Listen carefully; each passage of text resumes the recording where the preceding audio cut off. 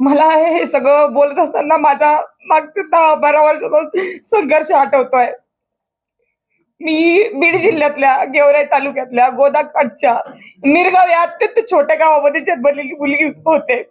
माझ्या कुटुंबाला कुठलीही राजकीय पार्श्वभूमी नाही. माझे वडील साधे ग्रामपंचायतचे सदस्य सुद्धा नाही. पण मी जे शेतकऱ्यांसाठी काम करत होते त्याच्यामुळे मला वयाच्या 21व्या वर्षी पंचायत समिती सदस्य म्हणून त्या ठिकाणी निवडून दिलं गेलं. आणि मला शेतकऱ्यांच्या वेदना कळल्या, कारण की मी शेतकऱ्याच्या पोटची होते म्हणून. त्यानंतर मी शेतकऱ्यांसाठी अनेक आंदोलने केले. माझ्या वयामधल्या सगळ्याच मुली असतील ज्या वयामध्ये नटत फुटत असतात, त्या वयामध्ये मी हे सगळं बाजूला ठेवलं. सकाळी एकदा आयुष्यामध्ये आरशात पाहिलं की दुसऱ्या दिवशीपर्यंत मी आरशात सुद्धा पाहायचे नाही. पण शेतकऱ्यासाठी मी माझं आयुष्य झोकून दिलं. आणि ऐन तारुण्यामध्ये 5 गुन्हे माझ्यावर अंगावर दाखल झाले. आणि खूप कमी वयामध्ये मला न्यायालयाची पायरी चढावं लागली. हे प्रत्येक कार्यकर्त्यांच्या आयुष्यात होत नाही. मी हे सगळं जगत असताना आणि संघर्ष करत असताना अनेक कार्यकर्ते पाहिलेत की ज्यांना मोठं होता येत नाही, पदापर्यंत जाता येत नाही, निवडणुकीच्या यंत्रणेमध्ये काम करता येत नाही. पण मी नेहमीच महिलांचा, शेतकऱ्यांचा, शेतमजुरांचा आवाज बुलंद करण्याचं काम केलं. माझ्या खूप कमी वयामध्ये मी पोलिसांच्या लाटाकाटा खाल्ल्या. अक्षरशः मी ज्यावेळेस माझ्यावर गुन्हे दाखल व्हायचे त्यावेळेस मी पोलीस स्टेशनला 5-5 तास 2-2 दिवस मी संडास बाथरूमच्या बाहेर झोपलेली आहे. आणि अनेक वेळा न्यायालयामध्ये ज्यावेळेस आपण शेतकरी गुन्ह्यावर काम करतो तर त्यावेळेस ते वकिलाचे पैसे भरण्यासाठी, न्यायालयाचे पैसे भरण्यासाठी सुद्धा माझ्या खिशामध्ये पैसे नसायचे. पण अशा परिस्थितीमध्ये त्यांचा आवाज बुलंद केला. माझ्या गेवराई तालुक्यातल्या कार्यकर्त्यांनी कधी माझ्याकडून वडापावची सुद्धा अपेक्षा केली नाही. मी बिनलग्नाची मुलगी होते.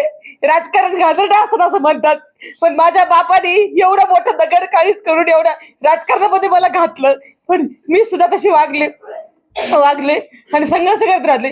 पुढे छत्रपती संभाजीराजांच्या आशीर्वादानं मराठा क्रांती मोर्चामध्ये आम्ही काम करत असताना संभाजीराजांनी आम्हाला एकत्रित आणलं आणि त्या ठिकाणी आमचं लग्न झालं.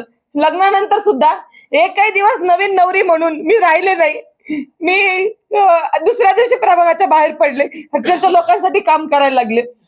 पण हे सगळं करत असताना माझ्याकडून चुका होतात. माझ्या आयुष्यामध्ये माझं पूर्ण आयुष्य शेतकरी विरुद्ध कारखानदार यांच्या संघर्षामध्ये गेलेलं आहे. आणि आज इथं मी खेड्यातली मुलगी शहरात आल्यानंतर 360 डिग्री मध्ये माझं आयुष्य पूर्ण चेंज झालेलं आहे. माझा लढा मागचा शेतकऱ्यांसाठी होता, पण या पुणे शहरामध्ये आणि या शहरामध्ये शेतकरीच नाहीत. ते ही मुवमेंट सगळी लक्ष घेण्यामध्ये माझ्याकडून काही चुका घडल्या असतील. लग्नानंतर आम्ही 20-23 दिवसानंतर काश्मीरला गेलेलो होतो. तिथं हल्ला झाला. अनेक आमच्यासारखे कपल त्या ठिकाणी रूम मध्ये बसले असतील, पण आम्हाला ते वेदना झाल्या. आमच्या अंगात रक्त चळवळ होती, संघर्ष होता. आम्ही घरातून बाहेर पडलो. महाराष्ट्रातल्या लोकांना प्रयत्न केले, त्यांना बाहेर काढलं, अनेकांना धीर दिला. आम्ही 8 दिवस तिथे थांबलो. लाल चौकामध्ये त्या ठिकाणी आंदोलन केलं. महाराष्ट्राचे मुख्यमंत्री आदरणीय देवेंद्रजी फडणवीस यांना व्हिडिओ कॉल केला. आणि ज्यावेळेस तो हल्ला झाला त्यावेळेस जो माझा व्हिडिओ व्हायरल झालेला तुम्ही बघतात, तो हल्ला झाल्यानंतर 1 तासामध्ये मी दिलेली ती प्रतिक्रिया होती. त्याच्यानंतर 2-4 तासामध्ये आम्ही जखमींना भेटलो. त्यांना मी विचारलं की काय परिस्थिती झाली. त्यावेळेस त्यांनी मला सांगितलं. त्यावेळेस देशभरामध्ये काहीच वातावरण नव्हतं या विषयाच्या संदर्भामध्ये. त्यावेळेस मी ती क्लिप दिलेली होती, कारण की मला असं म्हणायचं होतं की दहशतवाद्यांना आपल्या देशामध्ये कुठेतरी हिंदू मुस्लिम करायचंय आणि आपल्या देशाची एक अखंडता ही मोडून काढायची आहे. आणि म्हणून मी त्या ठिकाणी तसं म्हटले. परंतु नंतर 3 तासानंतर वातावरण बदललं, प्रतिक्रिया यायला लागल्या जखमींच्या. आणि त्यावेळेस कळालं की खरंच त्यांना धर्म विचारून मारलं आलेलं होतं. परंतु वरच्या लेवलला पक्षाच्या मोठ्या मोठ्या घडामोडी घडत असतात, त्याचा विक्टिम मी झाले. आणि त्यानंतर तो व्हिडिओ एवढा पसरला की नंतर मी भूमिका सांगितली माझी की हो, पहलगामचा आणि काश्मीरचा हल्ला हा फक्त धर्म विचारूनच झालेला आहे. परंतु मी ज्या पॉवरफुली ती भूमिका मांडली, ती पॉवरफुली त्यानंतर खाली जाऊ शकली नाही. कारण की मीडियाच्या माध्यमातून निगेटिव्ह गोष्टीला जेवढं पसरलं जातं तेवढं पॉझिटिव्ह गोष्टीला पडावा दिला जात नाही. आणि त्याचा विक्टिम मी झाले. आणि सोशल मीडियाच्या माध्यमातून त्याचा विक्टिम मी झाले. आणि त्याच्यामुळे ही सगळी घटना घडली. माझी भूमिका तिथपर्यंत पोहोचू शकली नाही. अनेकांना गैरसमज निर्माण झाले. आज पुन्हा मी प्रभाग क्रमांक 1 आणि 2 ची तयारी करत असताना सहन होत नाही की सामान्य घरचे मुलं की हे इथपर्यंत जातात, लढतायत, उमेदवारी आणतात, हे अनेकांना सहन होत नाही. आणि त्याच्यामुळे प्रभाग क्रमांक 2 मधले जे काही पूर्वीचे उमेदवार असतील, आमचे विरोधक असतील, ज्यांना पिढ्यानं पिढ्या राजकारण करायचंय, त्यांना हे सहन होत नाही की 8 महिन्यामधून आलेली मुलगी इथं या 8 महिन्यामध्ये एखादी मुलगी येते, भारतीय जनता पार्टीची उमेदवारी मिळवते. त्यांनी पूर्ण प्रकारे प्रभाग क्रमांक 2 मधून निगेटिव्ह व्हिडिओ बनवले. त्याचबरोबर मी मराठा आरक्षण चळवळीमध्ये काम करत असताना त्यावेळेस आम्हाला राज्याचे मुख्यमंत्री आदरणीय देवेंद्र फडणवीसांना मराठा समाजाच्या भावना व्यक्त करण्याची संधी भेटत होती. मुंबईमध्ये पहिल्यांदा मराठा क्रांती मोर्चा झाला. त्यावेळेस मी वयाचे 20व्या वर्षी असेल. त्या समाजाच्या भावना मी मुंबईच्या त्या स्टेजवर मांडल्या. त्यावेळेस माझ्याकडून समाजाच्या भावनेच्या व्यतिरिक्त आदरणीय देवेंद्रजी फडणवीस यांच्याबद्दल खालच्या भाषेमध्ये एकही शब्द बोलला गेला नव्हता. पण कुणीतरी एक मुलगी होती क्रांती मोर्चातली, तिच्या तोंडातून असं वाक्य गेलेलं आहे की देवेंद्र फडणवीस साहेब, मी मराठा आरक्षण मागते, तुमची बायको मागत नाही. तर हे वाक्य माझ्या तोंडातील नाही, हे वाक्य कोणतरी इतर मुलीने बोललेलं आहे. परंतु आज ते माझ्या तोंड घशी पाडलेलं आहे आणि हे मीच बोलल्यास सांगते. मी वारंवार सांगतेय की हे वाक्य माझं नाही, मी व्हिडिओ रिलीज करते. परंतु ही जी प्रभागातली टीम आहे विरोधकांची, ट्रोलर्स करणारी, ही मोठ्या प्रमाणामध्ये फैलवत चाललेली, ह्याचा विक्टिम, ह्याचा बळी मी आज ठरलेलं आहे. मला सगळ्यांना एकच विनंती करायची की सामान्य कुटुंबातून येऊन हे करणं. राहुल गांधींचा एक फोटो माझ्यासोबत व्हायरल होतोय आणि मी कुठेतरी त्यांच्या मुवमेंटमध्ये आहे आणि भाजपमध्ये मला एंटर केलं असं पण पसरवलं जातंय. मी शेतकरी संघटनेत काम करत होते. राहुल गांधींचा व्हिडिओ बघा, आज पण माझ्या छातीला शेतकरी संघटनेचा बिल्ला आहे आणि मी त्यांच्याकडे कापूस घेऊन गेलेले. माझ्या गावाकडून मी एसटीने राहुल गांधींना भेटण्यासाठी पोहोचले होते, कारण की ते मराठवाड्यात आलेले होते. एसटीने पोहोचून सकाळी 5:30 वाजता मी त्यांना गाठलं होतं आणि त्यांना सांगितलं होतं की आयात निर्यात धोरण हे कापसाचं बदललं पाहिजे, त्याच्यावर काम झालं पाहिजे, तर शेतकऱ्यांना कापसाला न्याय भेटेल, शेतकऱ्यांना भाव भेटेल. परंतु आज ते कापूस वगैरे सगळं सोडून दिलंय त्यांनी. फक्त त्यांनी काहीतरी व्हिडिओ व्हायरल करायचा, एखादं कुणाला तरी भेटतं.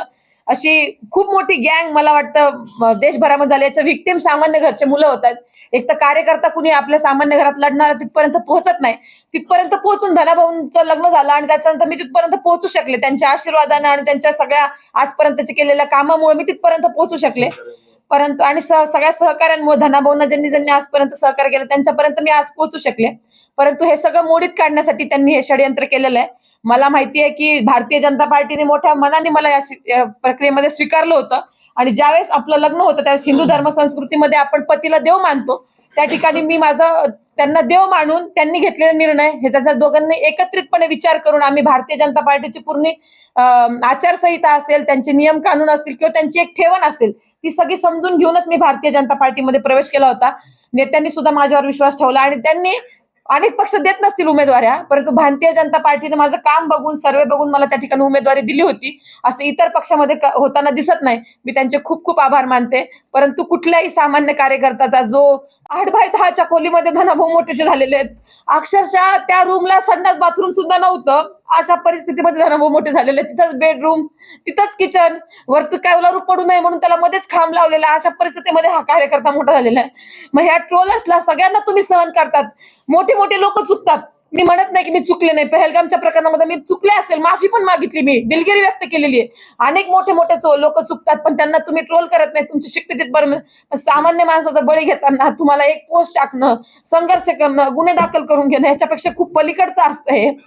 जस्ट मोबाईल हातामध्ये घेऊन पोस्ट टाकणं, ती व्हायरल करणं एवढं सोपं हे आयुष्य नसतं. मुलीचं तरी कायमच नसतं. आणि मला असं वाटतं की ते तुम्ही सगळेजण केल्याचं तुम्ही यशस्वी झाला. माझ्याशिवाय दुसऱ्या कार्यकर्त्याचा तुम्ही बळी घेऊ नये. पण जसा माझा बळी गेलाय, मला जाणीव आहे की प्रभाग क्रमांक 1 मध्ये मी तयारी करत होते, पण प्रभाग क्रमांक 2 मध्ये ज्यावेळेस मला उमेदवारी भेटली त्यावेळेस सुभाष भाऊ चव्हाण असतील, माझी छोटी बहीण म्हणेल मी तिला, ती पण मी जसे बिना लग्नाचे असताना राजकारण करत होते, बिना लग्नाची बापाच्या आधाराने राजकारण करणारी आदिती बाबर, तिला ही उमेदवारी भेटणार होती, पण ती मला भेटली. ती माझी बहिणीसारखी आहे, मी तिच्या वेदना कळू शकते. ती सुद्धा एका लढणाऱ्या बापाची मुलगी आहे. तिच्यावर माझ्याकडून अन्याय झाला, तिचे मी खूप खूप मागे मारते. पण भविष्य काळामध्ये जिथं कुठं मला यांना संधी देण्याचा प्रयत्न होईल त्यावेळेस मी सक्षमपणे माझा सगळा त्याग करून त्यांच्या पाठीशी उभा राहील. आज असं म्हणलं जाते की प्रभाग क्रमांक 2 मध्ये ह्यांना पॅनल कमकुवत करायचा होता म्हणून त्या ठिकाणी केलंय. पण मला त्या प्रत्येकाला सांगायचंय, मग राहुल दादा जाधव असतील, सुधीर वाघमोडे असतील आणि त्याचबरोबर आमच्या रेणुकाताई चलवादी असतील, ह्या सगळ्यांना प्रभाग क्रमांक 2 मधल्या नागरिकांनी उचलून धरलं पाहिजे, यांच्या पाठीशी उभं राहिलं पाहिजे आणि यांना 15 तारखेला कमळ या चिन्हावर मतदान केलं पाहिजे. हे सगळं बाजूला सांगून मला एकच सगळ्यांना विनंती करायची आहे की मी भारतीय जनता पार्टीची आता कार्यकर्ता झालेली आहे. मी या पक्षामध्येच काम करणार आहे. सगळ्या संघ परिवाराने मला मोठ्या मनाने समजून घेतला. अतिशय चांगली लोक आहेत ती, त्यांनी माझी भूमिका समजून घेतली आणि त्यांच्यासोबत मला काम करायचं. संघ परिवाराने मला समजून घेतलं आणि महाराष्ट्रामधल्या हिंदुत्ववादी संघटनांनी सुद्धा मला विनंती करायची की इथून पुढच्या काळामध्ये मला हिंदुत्वासाठी, मी स्वतः हिंदू आहे, हिंदुत्वासाठी मला काम करायचं. तुम्ही सगळ्यांनी मला सामावून घ्यावं. आणि खेड्यातली मुलगी आहे मी, चुकली असेल, शहरातल्या सगळ्या गोष्टी समजून घ्यायला मला वेळ लागेल. मी त्या समजून घेईल, ही चळवळ समजून घेईल, संघ परिवार समजून घेईल, हिंदुत्व काय ते समजून घेईल आणि तुमच्या मार्गदर्शनाखाली इथून पुढच्या माझ्या आयुष्याची वाटचाल करेल. झालेल्या सगळ्या चुकांबद्दल मी माफी मागते आणि शहरात आणि राज्यात त्याचबरोबर जिथं जिथं भारतीय जनता पार्टीच्या कार्यकर्त्यांना माझी गरज असेल तिथं मी जीवाचं रान करणार आहे. मला माहिती आहे की आम्हाला मराठवाड्यामध्ये म्हणायचे की आपली मराठवाड्याची शेतकऱ्याची वाघीण आहे, परंतु वाघीण ज्यावेळेस जखमी झालेली असते तर त्यावेळेस ती अतिशय जोमाने काम करते. तसंच भारतीय जनता पार्टीचे सगळे उमेदवार निवडून जाण्यासाठी मी जोमाने काम करणार. मी जसं स्वतःसाठी लढले असते त्याच्यापेक्षा जास्त मी त्यांच्यासाठी लढणार. आमचे सगळे फाउंडेशनचे कार्यकर्ते, धनाभाऊंवर प्रेम करणाऱ्या माझ्या बहिणी यांनी मी अतिशय नवीन असताना सुद्धा माझ्यावर बहिणीसारखं प्रेम केलं. त्यांचे ऋण मी आयुष्यात विसरू शकत नाही. मीडिया बंधू माझ्या पाठीमागे आतापर्यंत आयुष्यात अनेक वेळा तुम्ही उभा राहिल्यात, त्याच्याबद्दल मी तुमचे चरण धरते, तुमचे आभार मानते. भविष्य काळामध्ये सुद्धा तुम्ही या पुण्याच्या शहरामध्ये, मोठ्या शहरामध्ये जे कधी पाहिलं नव्हतं आपण शहर, ह्याच्यामध्ये तुम्ही मला सामावून घ्याल त्याबद्दल खूप आभार मानते. धनाभाऊ, राजकीय आयुष्य आपल्या दोघांचं आहे, पण माझ्यामुळं किंवा आपल्या एकत्रित येण्यामुळं तुमच्या राजकीय कारकिर्दीला काही झालं असेल किंवा होते त्याबद्दल मी तुमची बायको म्हणून तुमचे चरण धरून तुमचे खूप खूप आभार मानते. तुमचे लढणारे कधी रडत नाही. आयुष्यात मी तुला सांगितलंय रडायचं नाही, लढायचं. माझी माफी मागण्यापेक्षा पक्ष नेतृत्वाला तुझ्यामुळे जो काही त्रास झाला असेल त्यांची माफी मागणं उचित वाटतं आणि तू त्यांच्यासाठी तुझा घेतलेला पुढचा लढा तुला. पण एक पती कसा असावा, म्हणजे अनेक वेळा राजकारणात महिला आहेत, पती पुढे राजकारण करतो, महिला मागे राहते. पण धनाभाऊ विषयी सांगायचंय मला की त्यांनी कधी पण स्वतः मागे राहिले आणि तू आरक्षणावर महिलांची लढती ना, तू समोर फ्रंट आली पाहिजे, जनतेसोबत काम केलं पाहिजे, त्यांच्या प्रश्नाला तू भिडली पाहिजे. आरक्षणातली बाहुली म्हणून त्यांनी माझा कधीच वापर केला नाही किंवा त्यांचा पुरुषार्थ कधी त्याच्यामध्ये आडवा आला नाही. त्यांचे चरण धरते मी. एकच सांगतो,